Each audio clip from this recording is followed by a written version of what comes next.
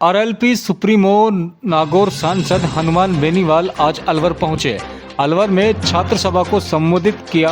बेनीवाल ने कहा, प्रदेश सरकार ने छात्र संघ चुनाव को प्रदेश में बैन करके युवाओं को राजनीति से अलग कर दिया है।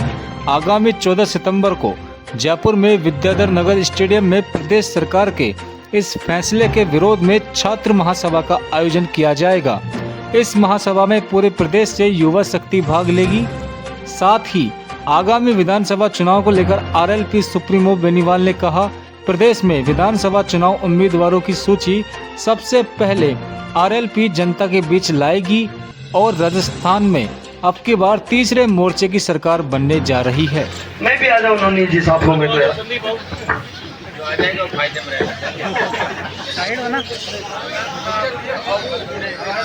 वैसे नेताजी का साथ भी सारी जिंदगी आपको निभाना है।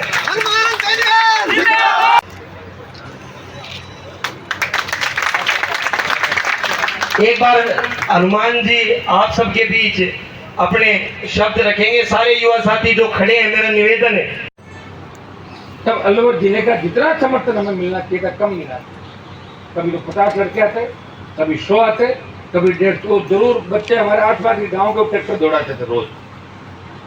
जब शाहजहांपुर बॉर्डर तक चल के अपन लोग नहीं आ सकते, दिल्ली कूद के आप देखे देश में आंदोलन हो रहे हैं। दूसरे राज्यों को देखो।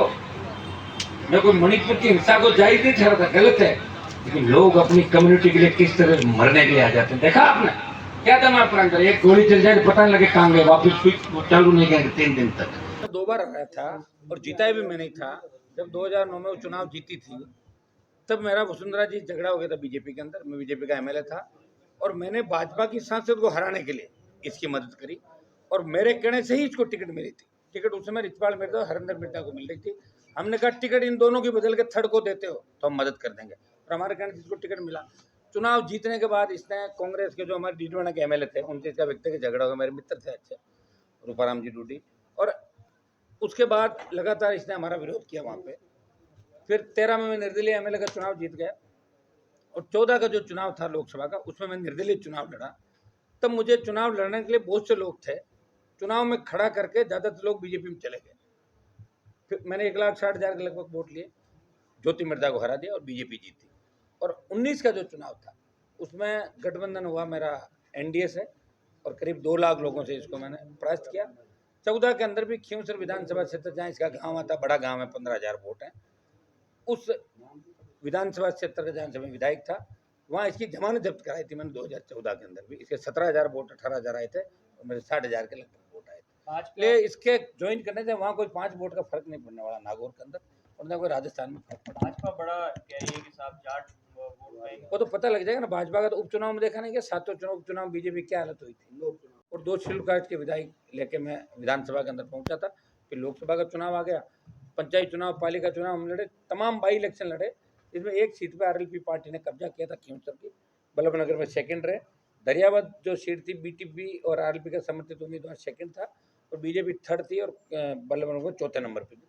लेटेस्ट जो सरदार शहर का चुनाव था उसमें आपने देखा होगा 47,000 से ज़्यादा वोट राष्ट्रीय लोकतांत्रिक पार्टी ने लिए, 0 से। कांग्रेस बीजेपी का तो वोट बैंक है।